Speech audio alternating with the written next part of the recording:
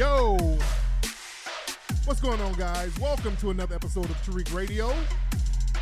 I'm your gracious host. My name is Tariq Nasheed. Glad to have y'all tuning in. Today's broadcast is brought to you by BlackStarSurvival.com. That's a black-owned company that offers first aid kits, survival kits, body armor, and many more items that you need that's going to help you prepare and survive disasters, emergency, and much, much more. Go to BlackStarSurvival.com, ladies and gentlemen.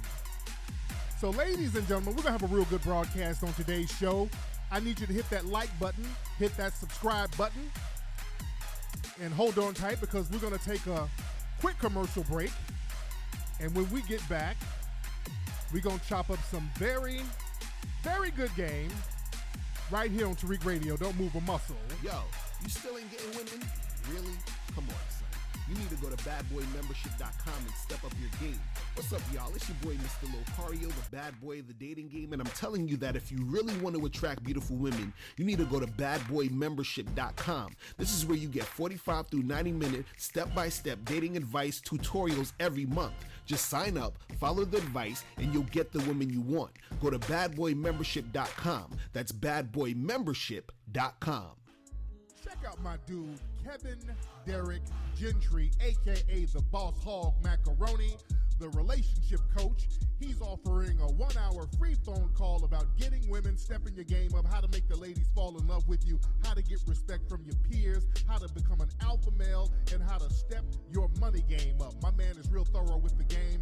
You can check out his YouTube at the Boss Hog Macaroni. Also, give my dude a call at 770-946-2453. Also try him at 404-207-5640.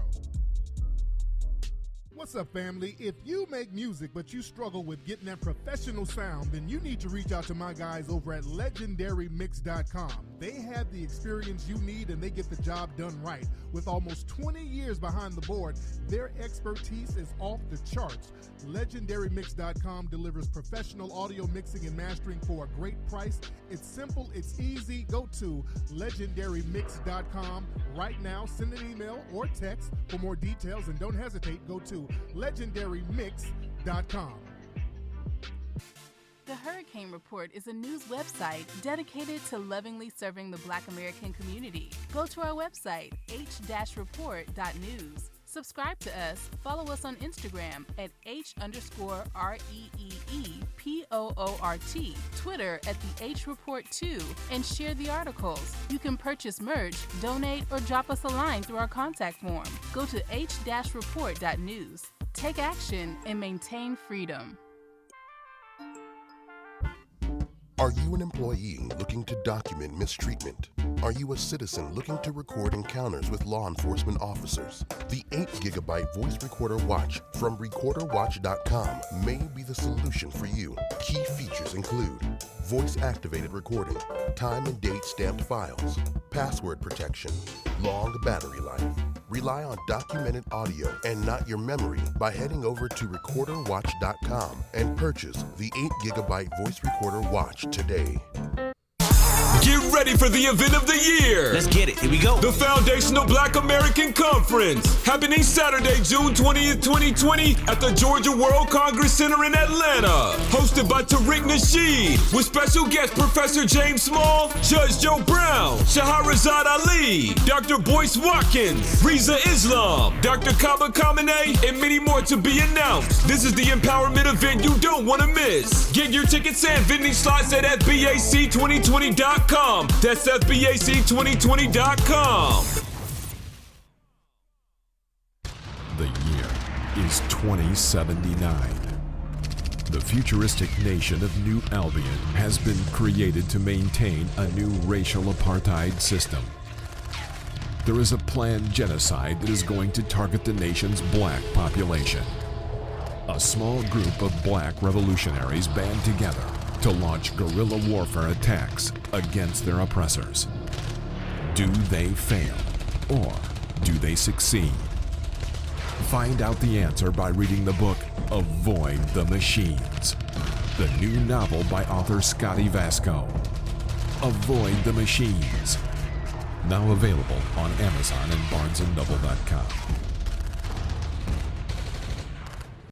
You are now tuning into the legendary Tariq Nasheed I gave a little blood on that bridge in Selma. on Tariq Radio. I said, whoever threw that paper, your mom's a hoe. Yo, we're back. How y'all doing? How are y'all doing? Can y'all hear me pretty good? We good? All right, we're back. How's everybody doing? Somebody said y'all got me on live at your office. Somebody was saying the volume is low. The volume is perfectly fine. I heard the volume, and the volume is great.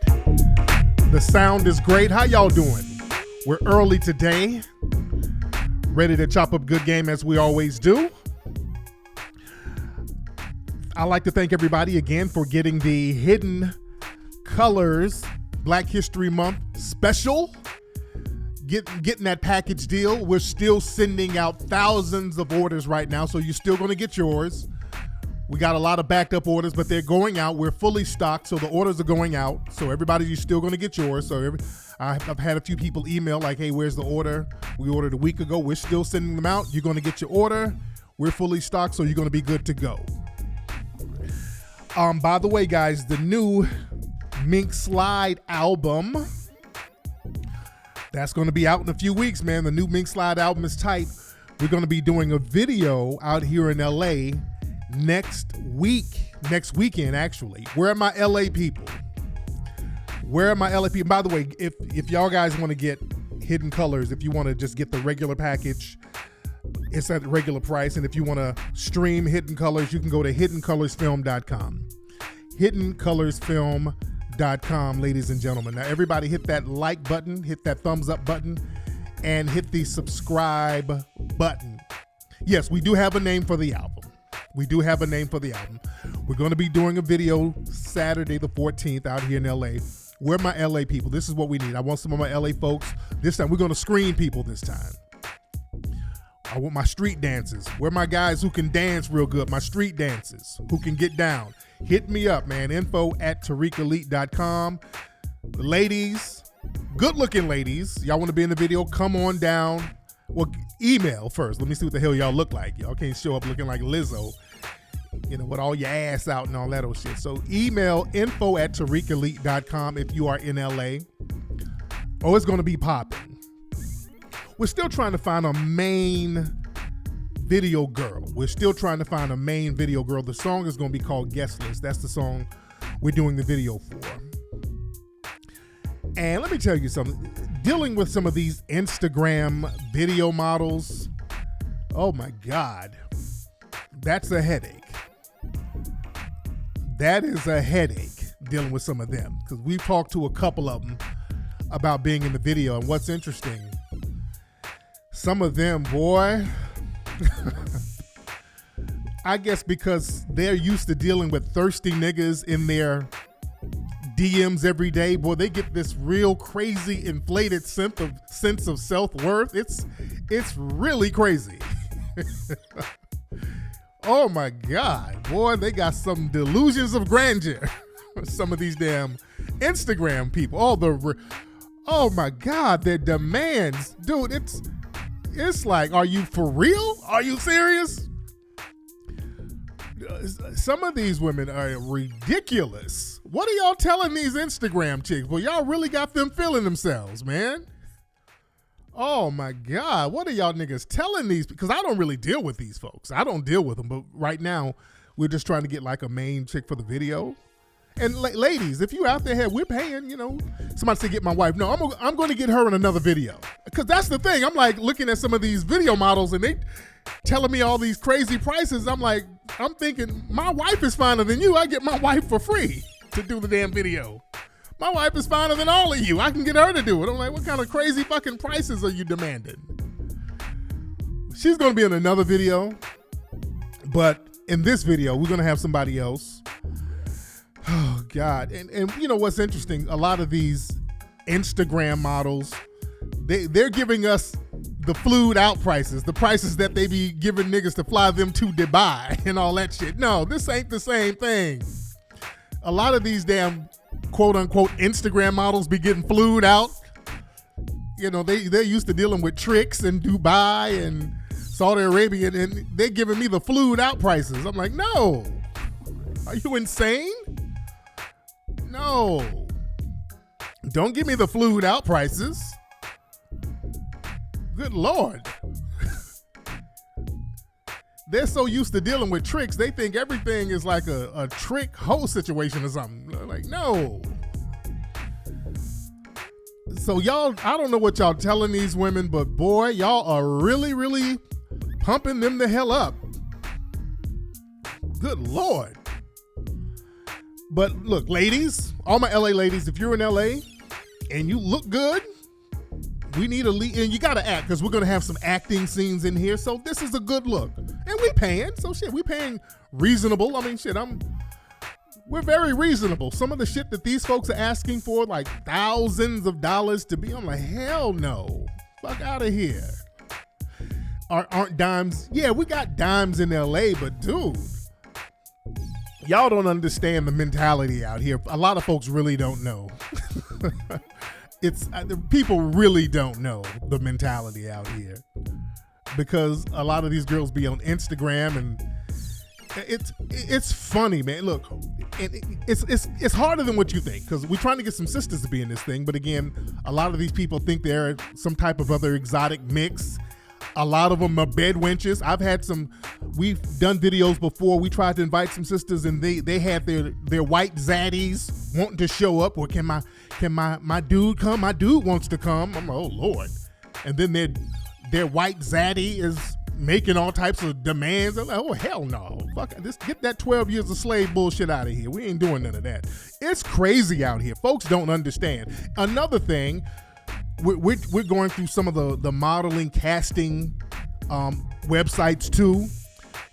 And another thing is, we're getting submissions for the video, and you're getting a lot of transsexuals who are submitting their information as women, because we're looking for women to be in the video, and you got a bunch of trans people who are clearly trans, but they're classifying themselves as women, and it's clearly dudes. It's crazy, dude. I'm telling y'all. It's crazy as fuck out here, man. It's crazy, dude. We done had a couple of them submit their information. I'm looking at the picture. I'm like, wait a minute. That motherfucker got a bikini with a bulge in it. Wait a minute. This ain't that kind of video. Oh, goodness. But look, anyway, I'm reaching out to the family. If you're in LA and somebody's serious, they want to come through, they got the look, they look good, and we kind of want a certain look, because LA, we got a lot of generic looking people. There's a very generic look out here, and I don't want that. I want a specific look. So email me if you're out here, ladies, and we're paying, so make you a few dollars for the day, just a few hours work. info@TariqElite.com. info@TariqElite.com. You dig? Yeah, we got to let you know, this is not a Malik Yoba video, and no disrespect. This is not a Tevin Campbell video. No disrespect to that. We're looking for, we're going in another direction in this video, as they say in Hollywood. We're going to go in another direction. Yeah, if there's a bulge somewhere, that's not, we're not really working with that energy at the moment. I'm going to be very professional about it. Yeah, we're not working with that type of, that energy at the moment. That energy is not working for us right now. We're looking for something else. We're going to go in another direction, opposite of Bussy. You dig?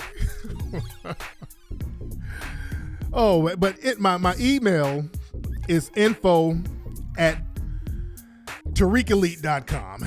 info@TariqElite.com. And again, we want some dancers too. Some brothers. We need some. I mean, street dancing. When I say dancing, I don't want a motherfucker to come up with some leotards on and some ballet shoes. No, we want some street dancers. I want to emphasize that. Fellas, don't send me no fucking pictures of you doing some splits in the air. That's not we're going to go in another direction with that, okay? We appreciate your submission, but the splits in the air thing, we're going to probably do that on another endeavor, but right now we're going to go in another direction from the splits in the air. and the male twerking. We're going to go. We have another vision, okay? We see another vision, but I hope there's other opportunities. I'll pass your information over to Lil Nas X, and maybe you can go in that direction. But over here, we're doing something a little bit different. So you got to be professional. See, that's how you be professional with it. But again, info@tariqelite.com, ladies and gentlemen. So anyway, let's talk about, and hit the thumbs up button, ladies and gentlemen. Hit the thumbs up button. Hit the thumbs up button. Hit that like button. Hit the subscribe button. Hit that subscribe button, ladies and gentlemen. Hit the subscribe button. This coronavirus thing is getting real heavy. In certain states, they're issuing state of emergencies because of this coronavirus that has come out of Asia. I think it has come out of China. This coronavirus is scaring a lot of people. A lot of people in certain states, it seems like over here, it has come here, and it's concentrated in certain states. Some parts of California, a lot up there in the state of Washington. A lot of people have died in the state of Washington because of the coronavirus. I think there's a couple of cases in New York. So it's it's concentrated in certain states. In parts of Europe, I know in Italy, it's like 400 folks got it in like one day. I think it's crazy up there. In China and all these different places. So this coronavirus, it's a very interesting thing because not too many black people appear to be getting this thing. Now, from what I understand, there's only one black person that I know of who has it. Well, they said that there's this Nigerian soccer player who's up there in Italy. They say he has it, and he's been quarantined. I don't know if he recovered. There was a black man in China who had it, but he recovered very fast, so he doesn't have it no more. You understand? So it's something very interesting about this coronavirus, man. It looks like it's not affecting black people as severely as it's affecting whites and Asians. Now, I know there's been a couple of reports. The white supremacists, they'll like to mix in truth with falsehoods. There was a story about the guy I just mentioned in China who had it, and they had his information on a lot of fake news sites, and they were saying stuff about how black people are predisposed to be immune to the thing, and a lot of people saying that was fake news. But the white supremacists are very good with mixing truth with falsehoods. The falsehood is they didn't say that openly. The truth is the brother did get it, but he did recover. That's true. Now, when they talk about the coronavirus being in Africa, going to Africa, a few days ago, I talked about many articles the experts are acting confused why the virus hasn't hit Africa as severely as it has hit other places. The experts were confused, and this was very interesting language they were using. It almost sounded like they were disappointed that it wasn't hitting Africa the way they wanted it to hit Africa. Now, when you hear about the 3 or 4 cases in Africa of the coronavirus, because they'll say, yeah, we got to go protect Africa because there has already been 3 cases of the coronavirus in Africa. They say there was one in Egypt, there was one in Algeria, and there was one in Nigeria. Okay? What they're not telling you is those 3 people who got infected were not black. The people who got infected who are in Africa, they're not black. The dude in Egypt, I think he was Chinese. He was a Chinese guy. The other guy in Algeria, he was a white dude from Italy. And the guy in Nigeria was another tourist from Italy. So these are not black people getting it. See, they'll say Africa and you'll assume that it's some Africans getting it. Y'all look up what I'm saying. The people that they're talking about who has it, they're not black, guys. These are not black people who have it. Nobody black in Africa has it. You understand? So something is going on with this thing. Yeah, it's non-black people getting this thing. This is interesting. This is very interesting. So we got to ask a question. Are we immune to this thing? We got to really ask some questions. Do we have an immunity? I'm starting to think there's some cadence to that. We might be immune to this thing. And this is why they're throwing out that state of emergency in certain states. Yeah. They're not telling you that. They're not telling you that the people in Africa who got it aren't black. They're not telling you that. So they always got to try to put a black face on a disease or any kind of plague or anything like that. They always got to put a black face on it, just like with AIDS and all this, but they can't. They're trying to. This is why, notice, all these other non-black people are getting this damn coronavirus, but they keep talking about, well, we got to go to Africa. Notice that? Notice how they keep saying how much they got to go to Africa? Nobody black in Africa has it. So why the hell do they keep focusing on Africa? They keep trying to somehow work Africa or black folks in this thing. You understand? This thing, man, what you got? White supremacy, systematic white supremacy is very delicate. And any little thing can shift the tides. Anything can shift the tides. And I've talked about before how there have been airborne diseases that skip over black folks and hit them. Out there on the East Coast, I talked about that the other day, how there are airborne diseases that will skip over black people and hit the white communities. And it's been like that for a long time. Let's go back into slavery, places like Gullah Island over there in South Carolina. The reason why many of the Gullah people were able to retain a lot of their language is because many of them were on those Gullah Islands by themselves because of the tropical atmosphere and the mosquitoes and things. A lot of whites couldn't really survive over there like that. Some could, but a lot of them couldn't. So black people were pretty much left alone to a certain degree. So they were able to communicate with each other in their own languages. They were able to plot and plan. This is why a lot of those rebellions kind of came out of South Carolina, those Gullah Geechees. You understand?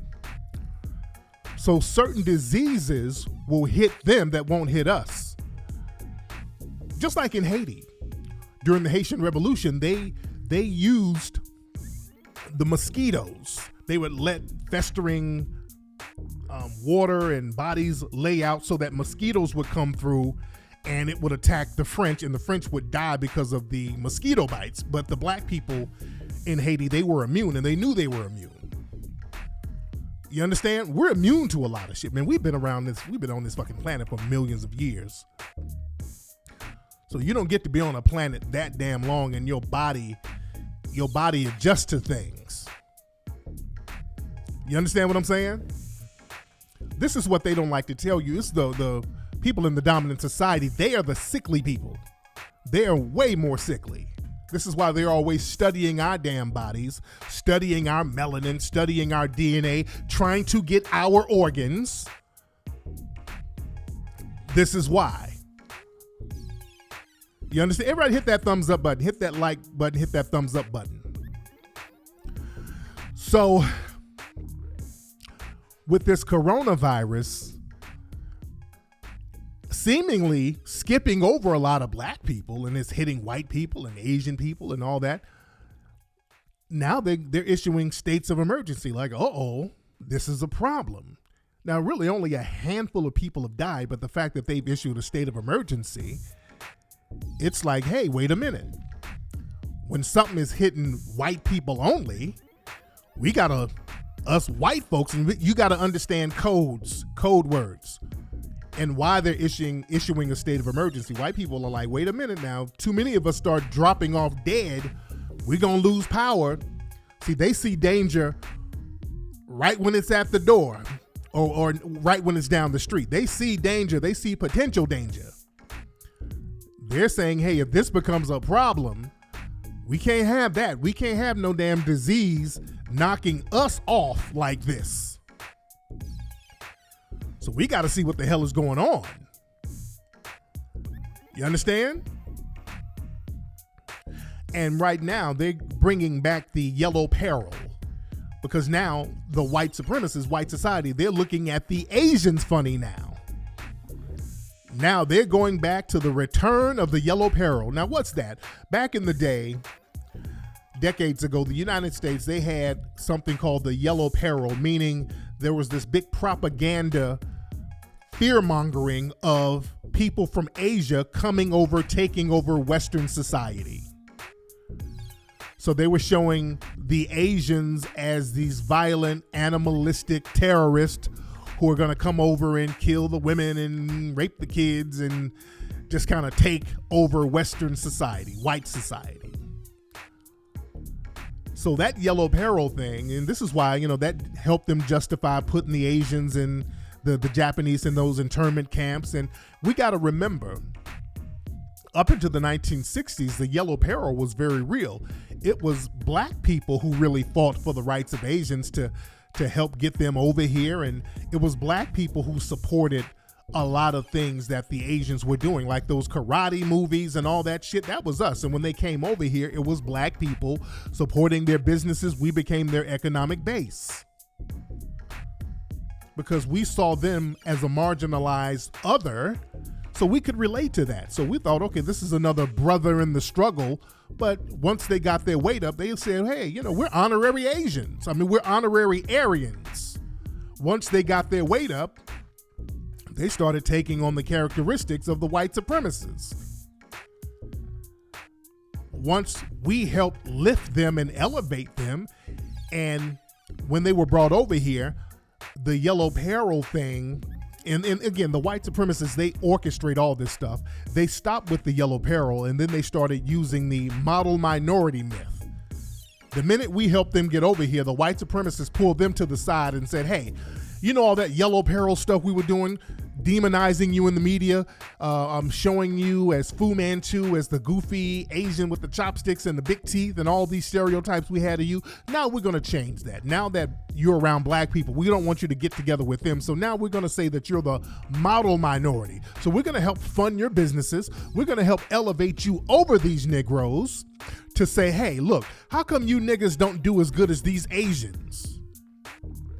How come you don't do better than them? They came over here with $2 and they're doing better than you. Wink, wink. And that's because the white supremacists helped them. But they don't tell you that. Because understand this. And I want black folks to understand, because we beat ourselves up. Black businesses are sabotaged. I want black folks to understand this. Black people, we're the only people, when we start businesses and we're successful, we are always somehow low-key sabotaged by the white supremacists. They do not sabotage other groups like they sabotage us. Dude, I've talked to so many black business owners. The minute they get something popping, all of a sudden they're getting fined for noise ordinances, smoke ordinances. Look at what they were doing to the Turkey Leg Hut down there in Texas. The white people got together and they were plotting and planning to file these bogus lawsuits on these black people with a successful business, and they got found out. Look at what they do. There was a brother in Detroit recently. He has like an exotic zoo. It's a black dude, has a successful business with exotic animals. The white supremacists, they're plotting on him, sabotaging his business, saying that he has animal cruelty. He's not taking care of the animals. They done took his kangaroo and killed his kangaroo. They're sabotaging this brother over there in Detroit right now. Look at the honeypot business. There's a sister who has like a feminine product business called Honeypot, like natural thing for feminine care. And she did a commercial like, hey, I'm a proud black girl this, black girl magic, and all this, talking about how proud she is being a black business owner. And she got her stuff in Target. Do you know that white people were deliberately on Target and all these Yelp sites leaving bad reviews for this sister? Talking about it's reverse racism because she's talking about being a proud black business owner. These demonic, dirty ass white supremacists were talking about that's some damn reverse racism. So they were trying to sabotage this sister's business because she got her joint up there in Target. So they're trying to shit on her just because. And I heard her products are good. They always do that. Anytime black progress starts happening, going back to Tulsa, they had to sabotage that. All those black millionaires out there. Wilmington. Boy, they had to run all the black business owners out of town. They did that with Ida B. Wells' friends. All her successful black business owner friends, they were lynched. Remember, a lot of black people who were lynched were business owners.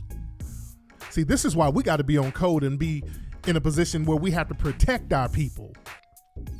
Like our brother Nipsey. And I still believe to this day, Nipsey was targeted and killed, and it was orchestrated by the police. I still believe that to this day because of the business moves that brother was making. I still believe that to this day, and I stand on that shit. See, they tell you, well, it's just gangbanging and you live a life. That's how you live. That's slave talk. That's coon, scared, nigga slave talk.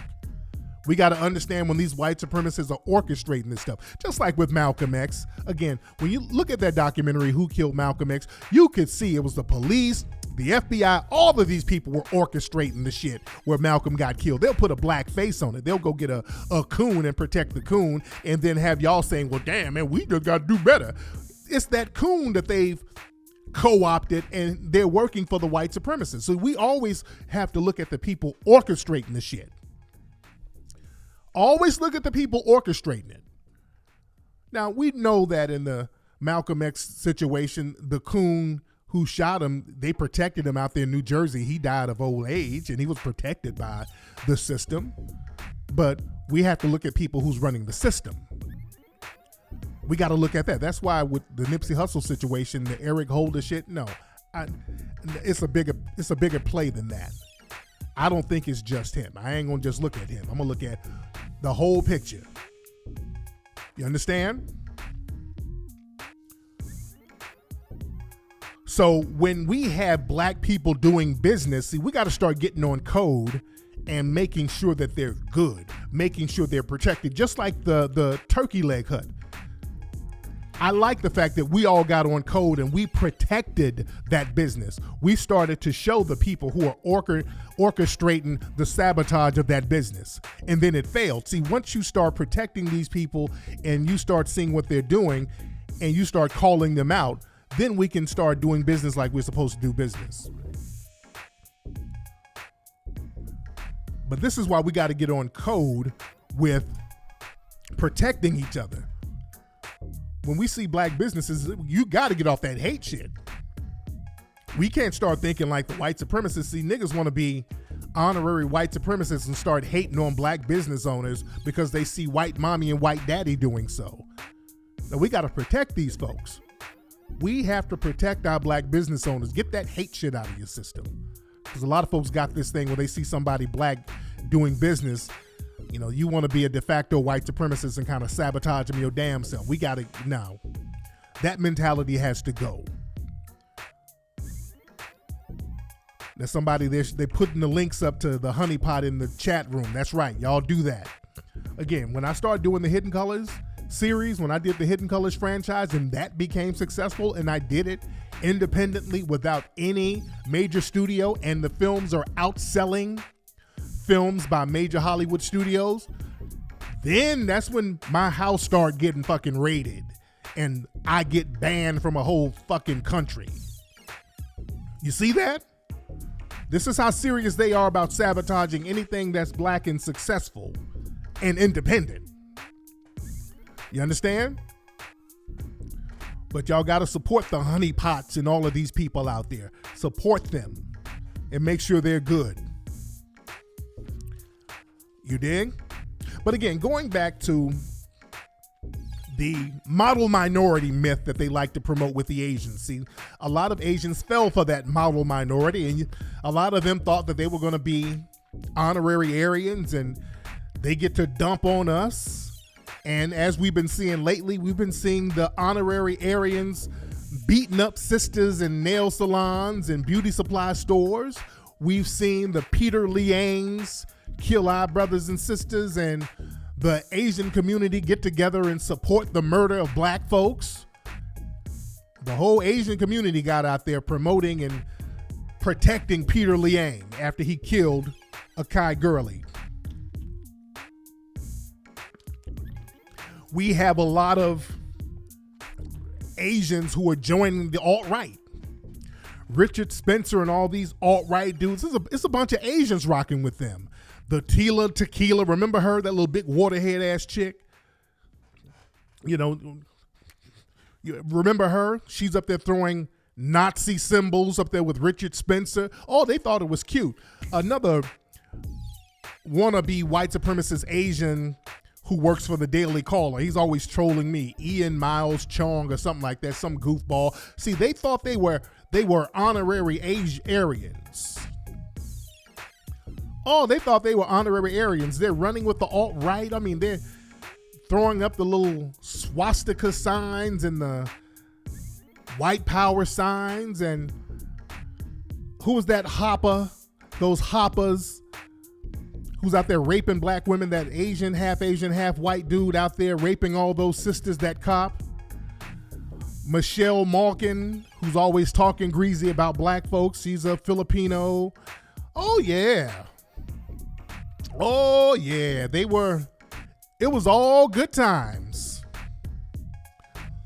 Elliot Rogers, another hopper who was an Asian / white dude who was talking greasy about black folks, and then he went on a serial killing spree and a mass killing spree. Oh, it was all good times when, you know, y'all thought y'all were in there with white mommy, white daddy. But now this coronavirus hit, and all of a sudden, the white folks are coughing and acting funny style once they get around you. Now they're going to start trying to implementing some bans on some Asian countries now. So now, yeah, Daniel Holzclaw, that's his name. So now that white society is starting to turn on a lot of Asians because of this coronavirus, now I'm seeing a lot of Asians over here looking at black folks like, hey, brother, racism is real. Oh, no. Oh, no. Don't come over here now. Don't come over here with us, wanting us to help you fight racism. No. Oh, no, it's hold your own nuts time, buddy. Oh, no, you don't. Don't come over here talking about, oh, look at this racism. Oh, my God, black people, I understand what you are talking about. No. Don't come over here with us. Oh, no, hold your own nuts. Don't you bring your ass over here with us. They're gonna ban my cousin from coming over. Well, damn. Well, what you gonna do about it? What would Martin Luther King do? Martin Luther King tell you to hold your own nuts. That's what he would tell you. Don't come over here with that bullshit. Oh, Lord, no, don't come over here now. Oh, because they about to start implementing some bans now. They about to fuck with y'all little money.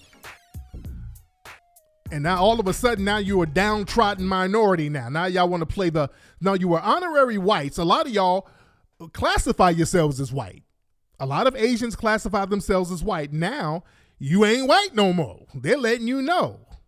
And now you're looking at black folks like, please, help me. No, you better, I'm gonna help you hold them nuts and hold them tight. You understand? Because, oh, what's that? We can't do nothing for you. No. I can't help you because I'm over here helping the sister that you beat up in the beauty supply store. You understand? I'm over here helping Akai Gurley's family. You understand? So you getting banned. I don't know where this music is coming from. It's some music coming from somewhere. But now they're going to start banning some of y'all from coming over here. And I wish I could help, but I don't know where this music is coming from. Where's this music coming from? Where is this coming from? There's a glitch somewhere. It's a glitch somewhere. I don't know where it's coming from. But yeah, somebody said hold your own bat soup. Yeah, don't look at us. Do not look at us.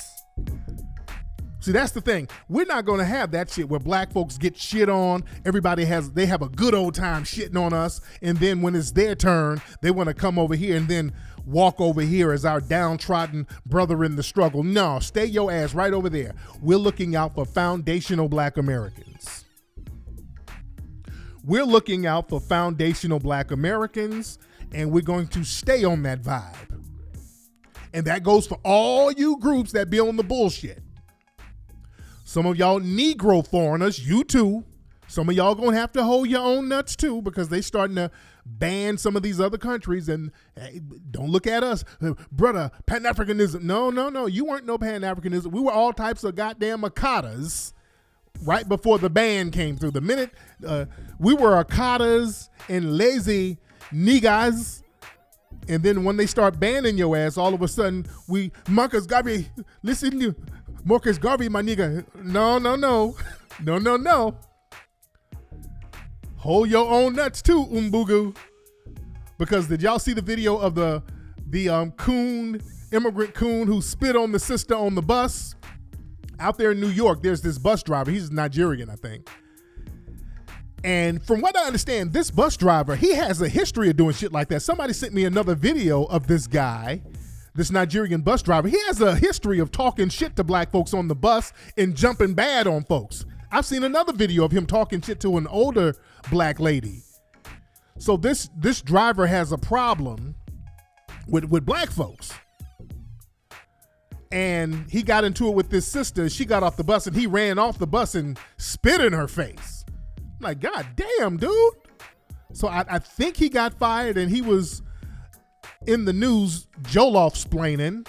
Hold on, let me play this dude who spit on the sister, and they had him on the news, crying and splaining. Hold on one second. Hold on. Listen to this dude. Hold on.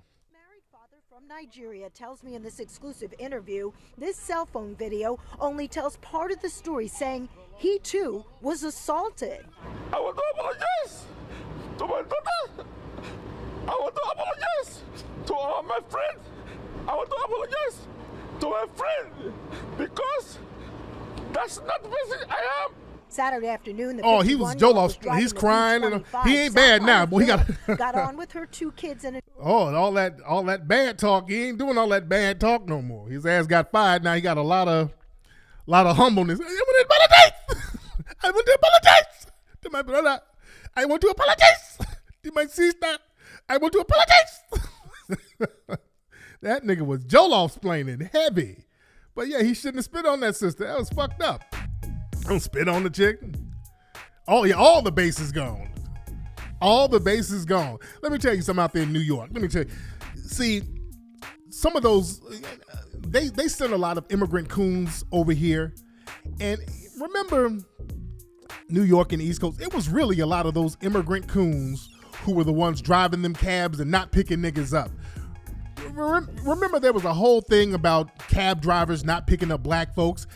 Most of those cab drivers were those Negro immigrant coons from the Caribbean and fucking Africa. Let's be real. Most of those coon ass drivers of them taxis who weren't picking niggas up, it was them. Those were the ones who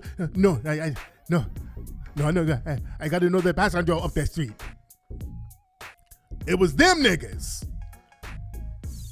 They'd drive over your ass and go pick up some white folks. It was them niggas doing that. I want to apologize. It was them niggas. Let's be real. They've always been on that dumb shit. They've always been on that bullshit. They've always been on that. Let's keep it a buck. They've always had this contempt and this vitriol. And just spitting on somebody like that shows contempt. That shows contempt when you spit on somebody like that. You understand? But they've always been on that bullshit. This is why when Uber and Lyft and all that came through, that really fucked up their little grind. Yeah, that really fucked their little grind up. So now we don't need their asses no more. I love Lyft and that's the greatest thing ever created. Lyft and Uber, greatest thing ever created. I remember going to New York, man, I would be waiting on taxis before Uber and Lyft. I remember I would go out there to do the hidden colors when we started doing the first hidden colors. I remember it was freezing out there. I'm waiting out there 20, 30 minutes, cabs just passing me by nonstop. I'm like, God damn. Boy, that's the one thing I used to hate about New York. Now I'm good. Now I love it. I just call my Uber, my Lyft, and I'm good to damn go. You dig? Yeah, black people made Uber. Yes, we did make Uber pop off. That was a godsend for us. But I digress, ladies and gentlemen. Speaking of New York, they had something about the St. Patrick's Parade out there. They had this chick, this white girl, Miss Staten Island. She was going to be a part of the St. Patrick's Day Parade. And what she did, she came out talking about she's bisexual. So the Irish community out there, they were like, well, she can't be a part of the parade. We don't want her to be a part of the Staten Island St. Patrick's Day Parade because we ain't we don't want no LBGT agenda. This ain't about no sexuality. This is about Irish heritage only. So all that shit she's talking, she's going to have to go. I want y'all to Google this story, and I want y'all to understand the white Irish community, they said no to their LGBT agenda. We're not going to focus on that at all. And nobody's calling them homophobic. Nobody's calling the white Irish community homophobic because they said they don't want that LGBT shit over there with their parade. Nobody's calling them homophobic. A few weeks ago, the Jewish community, they put out a press conference or statement saying, it was a certain Jewish community. They said, hey, look, all that LGBT history shit, y'all not teaching that in our schools. Let's just be very clear. We're not teaching LGBT history in our school. They just came out and put out a press release and said, okay, that's what it is. Nobody's calling them homophobic. Nobody. This is why I keep telling people this homophobia bullshit, it's a thing that they use to attack black people. We're the only group that they try to beat over the head with that. No matter what we do, they label us homophobic, and we're not excluding anybody from no school work or any type of parades. We're not doing that because we don't even have that type of power.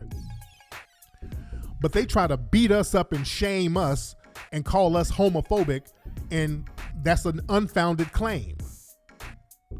We got to start standing up to that because that's a white supremacist tactic. I keep telling people, stop letting these white LGBT people throw that homophobia label on us.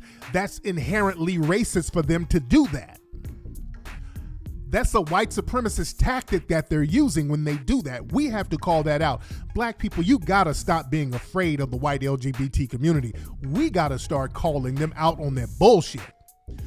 For some reason, black people are very afraid of the white LGBT community because they control a lot of jobs, especially in the entertainment industry.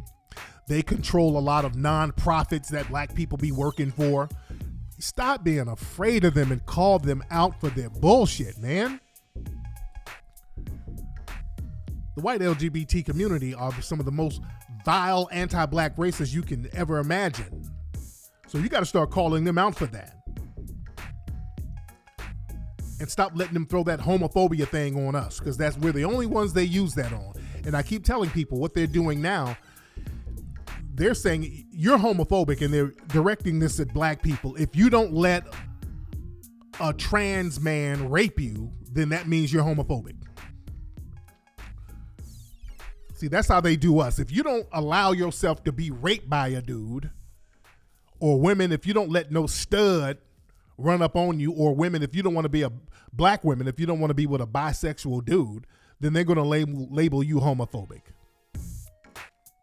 See, they try to force sexuality on black people. If we try to get in a situation where we want to procreate, I want y'all to think about this. Black people who want to be in a relationship where they can procreate, notice how that's being criminalized. I want you to think about this.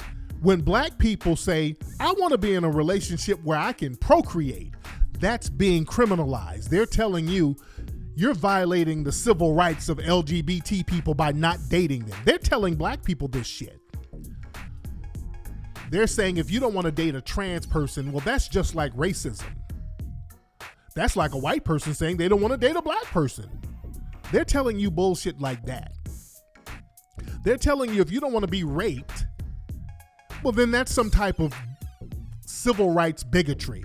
And what they do, when they label you phobic, homophobic, transphobic, biphobic, or whatever, when they label black people one of these phobics, there's always an or else or a punishment that comes with it.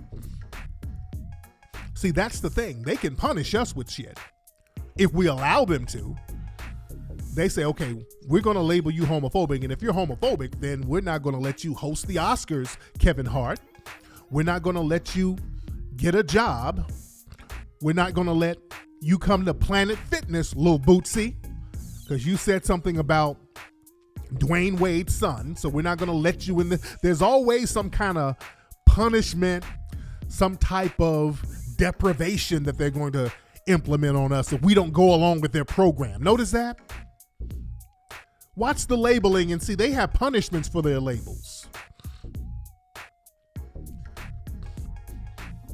So when they try to punish black people who want to be in a relationship where they can procreate, and they try to punish you for that, there's a name for that. That's called eugenics. Family, that's called eugenics. We're going to stop you from procreating by coming up with all these little convoluted laws and I'm white and I say so policies. This is what they're doing. And like I told you guys, the trans community, all this trans stuff, it goes in from transsexual to transgender to transhuman. All these people into the transhumanism movement, and the transhumanism movement is an offshoot of the eugenics movement. I've been telling people this. I want y'all to start tying all this stuff together. Look at the soft genocide. It's all connected. And the eugenics movement was all about stopping black people from procreating. And again, what they're trying to do, they're trying to break us spiritually, psychologically, physically. They're doing all types of stuff to break us. And this is why they're trying to desperately usher in pedophilia and normalize it to us. See, we're the only group who rejects that all outright.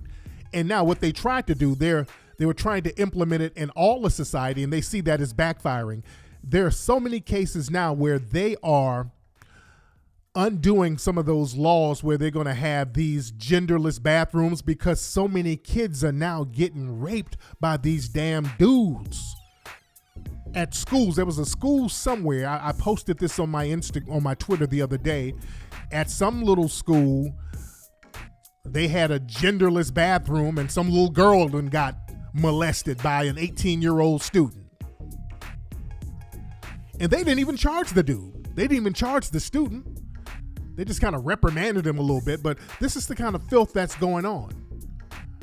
And watch the stuff that's happening. I saw something where they had, speaking of trans, they had some type of android pedophile where this is what they're going to do. This is how they're trying to usher this stuff in. They use the word trans. Trans can mean transhuman, transsexual, transgender, transracial, trans age. See, the white supremacists are very good with words. They're very manipulative with words. So once they get one word that's accepted, they can attach other things to that word. Once they say trans people should be protected by civil rights, so that means transgender, transsexual, transracial. That means we're going to get some racial dolazols out here who can say that, well, I'm black now because I feel black in my mind, because I'm a man or I'm a woman because I feel like a man or woman in my mind. So now I deserve civil rights protections that black folks fought for, that they're not getting, but those rights are going to go to me. Watch the mind fuck and the manipulation that they do. So now they're going to start going from transracial, transsexual to trans age. That's when they're going to try to usher in that pedophilia. I'm telling y'all, that's going to come in high numbers too. Trans age. I identify as an 8-year-old. Because a white man tried to do that. He was a pedophile. He went to court. He tried to use the, well, hell, since everybody's trans, hell, I'm a trans age person. I identify, I was fucking with kids, but I identify as a kid, so I should go. It didn't work that time, but they just have to tweak some things. They'll make it happen, because what they're going to do now, I'm telling y'all, they're going to start doing these little android dolls. Y'all know they got these sex dolls, that these human looking sex dolls with women. They got them. You knew they were promoting that real heavy. these transhuman sex dolls, what they're going to do now, they're going to have transhuman sex dolls made with children. They're going to have children dolls that these white men are in relationships with. So technically, because it's not a real kid, it's not really pedophilia. This is how they're going to try to do it. I'm telling y'all, this is where it's going. They got these kids dolls that they're going to openly be out here molesting and fondling, but it ain't a real kid. So it's not a real kid. They're already doing it. Look this stuff up. Look up the pedophile doll. They're already doing this stuff. These folks are insane.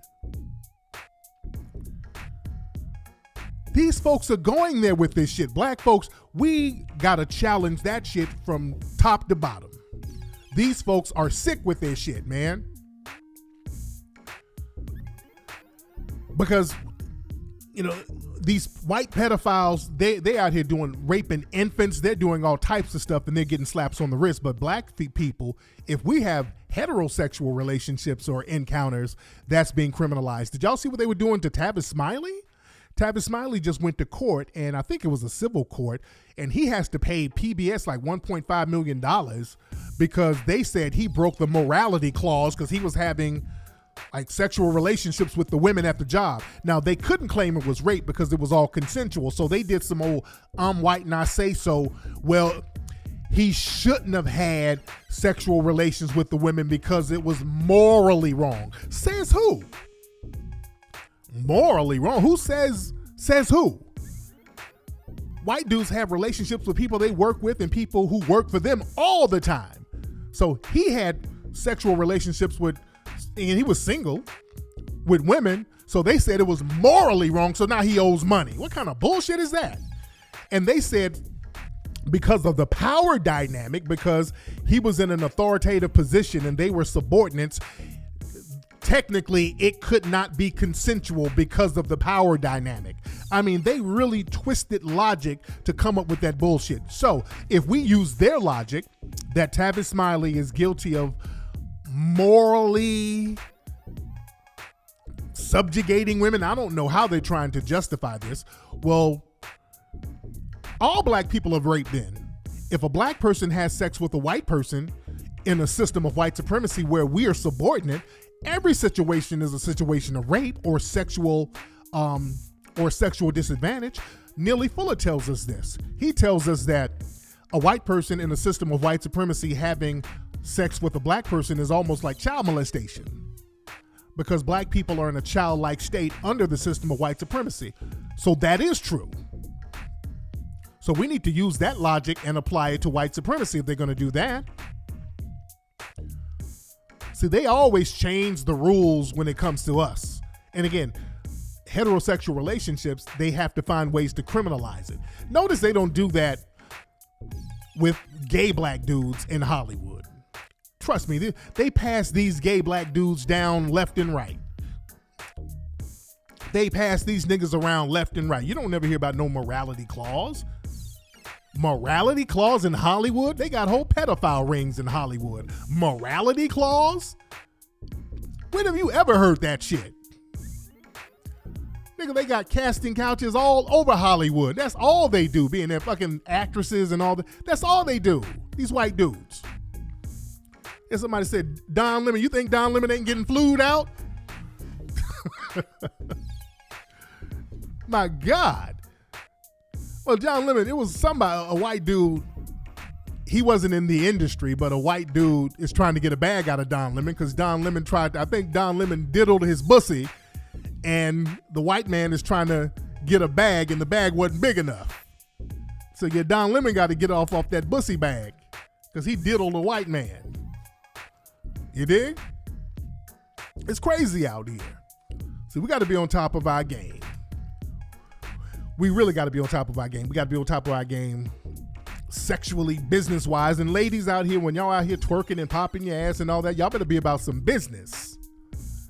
It reminds me of Megan Thee Stallion. Shout out to Megan Thee Stallion. I like Megan Thee Stallion. But Megan Thee Stallion, she was complaining about how she was trying to renegotiate her contract.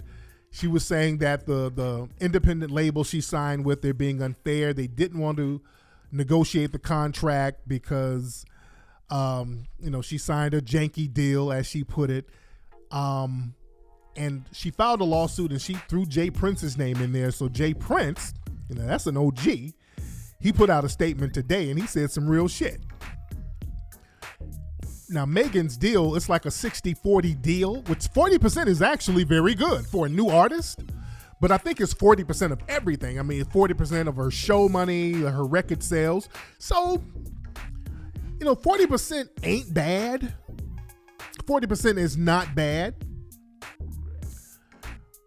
It's a pretty fair deal if you look at it, because most artists, you don't get 40%. Now, I don't know all the ins and outs and the particulars of the deal, but Jay Prince said something to the effect of, when a lot of new artists are out here, it's us independent guys, we take the risk, which is true. You take the risk of a new artist and build them up and, get them hot in the streets, and you getting them hot. So you're doing the initial investments. You're doing the studio time. They ain't got that money. You're promoting for them. You're out here grinding and making them hot. And once they get hot, then the majors want to come along and get a piece of that action. You dig? So, a lot of independent guys are like, we're not going to let the majors come in and just try to run shit and just kind of tell us what they're going to renegotiate after we done all the hard work to build this artist up. So I get that. We got to understand contracts. And there are a lot of artists who get disgruntled because,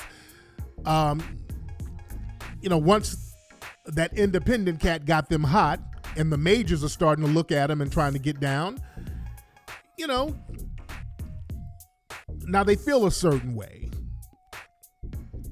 But you better handle that beforehand. You better look at your future beforehand. A lot of people, they're so desperate to get on, they'll sign anything. So just got to know how to do business. Don't go into the game thirsty. A lot of folks go in thirsty. I think Megan said she only got like a $10,000 advance and all this stuff. Well, you better watch what you sign. If you get a low advance like that, watch what you sign. Don't sign no deal that's going to last for hella long. If you get a deal like that where you're only getting 10 stacks, you sign that shit for let's do a 2-year contract or something. After the 2 years, we free and clear. Know how to do business. Some of y'all be going in here thirsty. Y'all popping your ass and popping your pussy. Put your pussy and ass up for a minute and read the contract. You did? And Jay Prince was like, hey, don't put my name in this bullshit. Yeah, we're not going to do that. That's real shit. Anyway, what else is happening out here, family? Hit that thumbs up button. Don't forget to hit that thumbs up button. We here making it pop off. They're still the politicians are trying to get black folks to vote and trying to get black folks to get on this Democrat train, and we're not doing it. A lot of these politicians are talking about the black vote this, the black vote that. Joe Biden and Bernie Sanders are, competing with each other. They're not going to win against Trump. They're trying to pretend that black folks are somehow young black folks were supporting Bernie, older black folks supporting Joe Biden. I mean, no, ain't nobody fucking with them. Nobody's fucking with them like that. The old Jim Crow Negro vote doesn't matter like that. They have not galvanized young black folks because there is nothing on the table for us, and we're not going for it. We're just not going for it, and they're desperate right now. They're very desperate right now. And they're trying to shame people. How come y'all ain't voting? No, I tell people this. I'm studying voting. Just like y'all study reparations. Well, I'm studying voting. I'm studying the importance of voting. That's what I'm doing. I'm studying voting. I'm studying whether it's important to vote or not. That's what I'm doing. I'm studying voting. And with Bernie had something where they had Public Enemy at a rally. And I got to talk to Chuck and those guys and see what's going on. And Flav didn't want to do it. And I think Chuck put him out the group. I don't know I don't really want to speak on that because I know these dudes. So I got to talk to them to see what's really going on. I got to see what's really going on. So But nevertheless, ain't nobody rocking with no Bernie Sanders. Ain't nobody really rocking with Joe Biden. Did y'all see what happened at the Joe Biden rally? I forgot where they were, where they had these protesters run up on stage behind Joe Biden, and then Simone Sanders, that's the chick, is she a stud? She looks LBGT. She has the little short haircut. You know, she talks a lot of mammy talk. Simone Sanders ran up on stage looking like Donovan McNabb, tackling some of those protesters, and Joe Biden's wife grabbed one of them. And it looked very staged to me, because I'm like, Joe Biden, I mean, this dude wouldn't just be up there without his security. Where the hell is his security? He didn't have no security, and they run up on him like that. That looked kind of staged, because Joe Biden is always trying to get some kind of struggle credentials. He's always trying to pretend that he struggled in the civil rights, or he struggled in South Africa. He's always lying about some shit. So this gives him some struggle credentials. He can say, well, I was almost attacked, and the women protected me, and a black woman protected me. So now he could use this as his struggle credentials.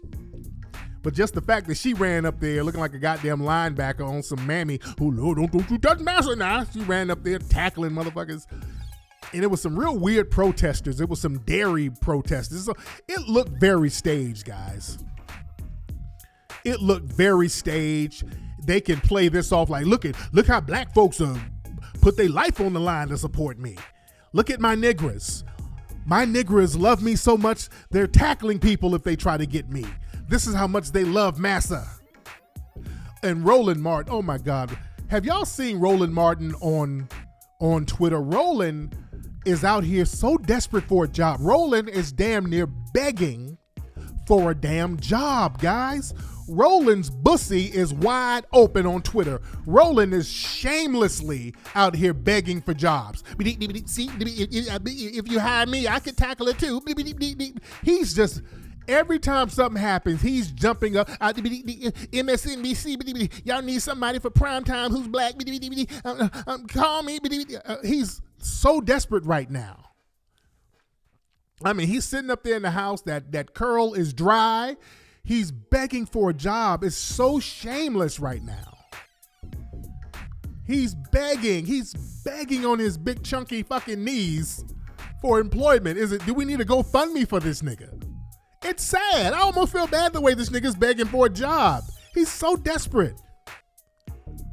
My God. Can somebody send him some little pink oil moisturizer and a little care package? He's struggling. Good Lord.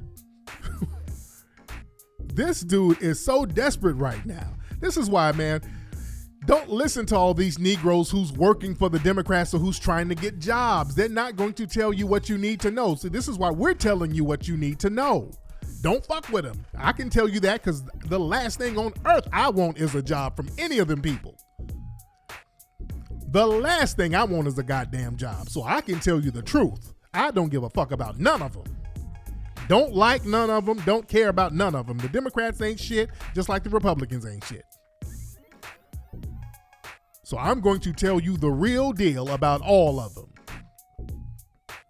This is all about power. This is all about us getting our power. You understand? This is all about us staying on code about what we need to do. Because, see, we got to understand, these people at war with us. Did y'all see the video in New York? There was a video in New York where they ran up on this brother. He was at a park somewhere in New York, and the cops just ran up on this brother and just started beating him up. They ran up on this brother and just started beating this brother up for no reason. They wouldn't even tell him why they were beating him up. They weren't even telling the brother why they beat him up. They just jumped this brother. Let me tell you something. They don't do that to white. I mean, they do not do this to white people. You know why they don't do this to white people? Because white people, they retaliate. This is what I can respect about white society. If you sit up there, if police officers were beating up white teenagers, white people would start ambushing them damn cops. White people would mount up just like the Cliven Bundys and all these people did. They ain't gonna take that shit. I can respect that. These people say, oh, hell no. Liberty and freedom or death. We'll risk our lives to not be treated like that. I can respect that. That's one thing I can respect about the Clive and Bundys and all these white militia groups. They're like, we're not going to let you do that to us. We'll put that shit, our lives on the line for that. You ain't going to do that in a million years to us. We'll start ambushing your ass. They know better. And we got to understand this. A lot of this shit that we see, when we see a lot of so-called black crimes, you got to look and see who these Negroes are. There was a dude named Kenyell Brown who killed a lot of people in Detroit recently. Where my Detroit people? It was a nigga named Kenyell Brown. He killed a few people. And I think he was on some kind of police chase or whatever. And come to find out, this nigga was a federal informant. This nigga worked as a federal informant. And he's out here killing people. Well, you watch these niggas, man. Some of these niggas who's out here shooting up everybody, a lot of these niggas be working for the feds, man. A lot of these niggas, you look at their background, there's always some type of informant paperwork on them, just like with Nipsey's killer, that Eric Holder guy. He's doing a murder like this, and he got informant paperwork all over the place. These are niggas that they set out in our communities and start doing all of this shit. A lot of stuff that happens in our community, we got to understand that the white supremacists, they orchestrate and allow it. Let's go to Milwaukee for a minute. You know, Jeffrey Dahmer. Y'all remember the white serial killer, Jeffrey Dahmer? Let me tell y'all something. With Jeffrey Dahmer, when you look at that case, I think the police were very well aware of what he was doing. They just turned a blind eye to it and allowed it to go on. The same way they let Ed Buck do what he did. Understand, family, people knew what the fuck Ed Buck was doing. All them dead black bodies coming out of Ed Buck's house. Notice how they acted dumb, all the white supremacists and all the authorities acted dumb about Ed Buck, and black folks are like, hey, man, y'all not gonna do nothing about all these dead black bodies? Y'all not gonna do nothing? And Ed Buck is in jail. Now, he's not in jail for the murders, guys. Ed Buck is not in jail for killing all those black dudes. They got him in there for some bullshit drug, having meth or some bullshit. So they knew what Ed Buck was doing.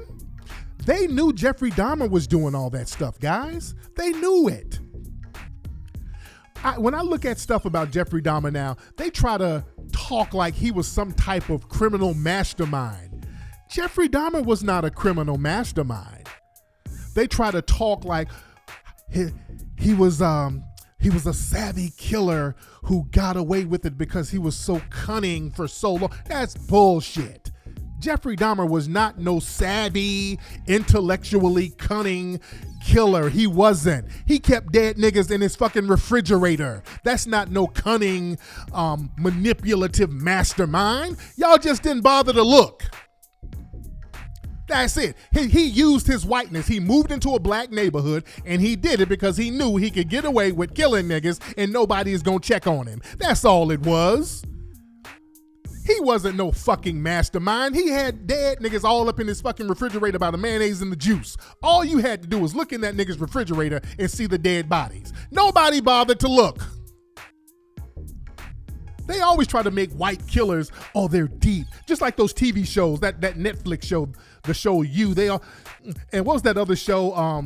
It was another show about another white killer who worked as a coroner or something.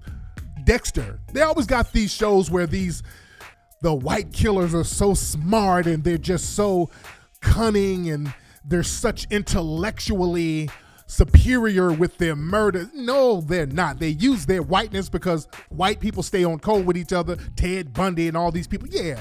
No. They always try to make white killers seem like they did it because they got away. They were just so smart. No, you were just so white. You were just so white.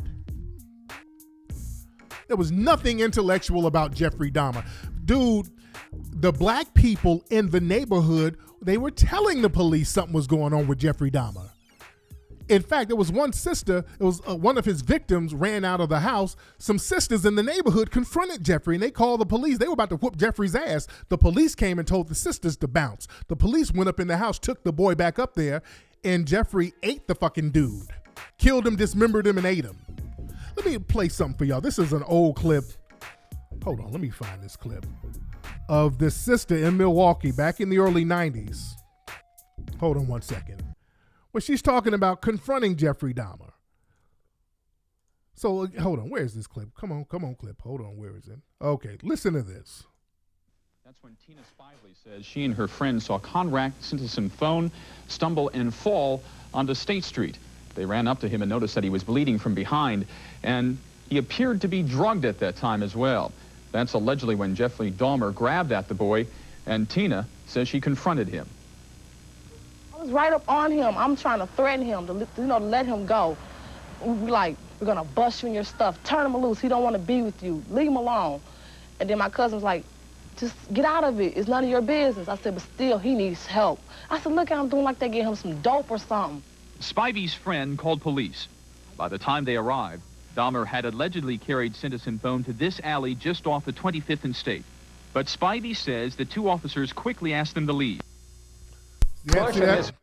Yeah, so the officers, people knew. So yeah, the police knew. The black folks, and I'm just playing that clip to let you know, the black people then, just like with Ed Buck, the black people were telling the damn police, hey man, this Jeffrey Dahmer dude is drugging, he's doing shit to people. Y'all need to watch this dude. And the police was telling niggas to shut the fuck up and get out of here. Same thing with Ed Buck. They knew what Jeffrey was doing. They knew, they just turned a blind eye to it. They knew good and well what he was doing. And I want to know how far up to the top that went. Letting him get in the neighborhood and letting him kill off all those black people like that. See, we got to watch that stuff when large numbers of black people get killed. Dr. Welsing talked about Jonestown, Guyana, with Jim Jones, the evil white minister up there in the Bay Area who took all those black folks out there to South America and killed them. Had them do that mass suicide. Dr. Wilson said, we need to ask if the government was involved in that type of shit. You understand? We got to ask questions about that type of stuff. Yeah, over 900 people died. So yeah, we got to question everything, dude. We don't trust nothing that they tell us or that they present to us. And when they start telling us all these people were evil geniuses, no, they're not. They use their whiteness to get away with stuff against us. They don't get investigated. They turn a blind eye to these people. That's all they do. They turn a blind eye. That Jim Jones dude, they knew what he was doing. He was conning people out of their damn welfare checks. He was doing all types of shit. But I digress.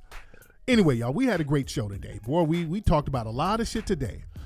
Boy, we've been on here for a minute. Anyway, guys, look. Go to hiddencolorsfilm.com to get Hidden Colors 1, 2, 3, 4, 5. And also you can get the 1804 Haiti DVD. Also, we're doing a Mink Slide video next weekend. All my LA people, hit me up, email me. We're going to have to screen some of y'all. I need my dancers, my street dancers. Ladies, we need some fly ladies to be in it. Y'all email me. We'll get you down. We'll get you in it. Hit me up. Let's chop it up. info@TariqElite.com. Ladies and gentlemen, y'all follow me on Instagram at Tariq Elite. Follow me on Twitter at Tariq Nasheed. And I'm going to holla. I will holla at you guys on Sunday's broadcast. Y'all be good. By the way, get your tickets for the Foundational Black American Conference at FBAC2020.com. FBAC2020.com. The Foundational Black American Conference happening in Atlanta, June 20th. Holla.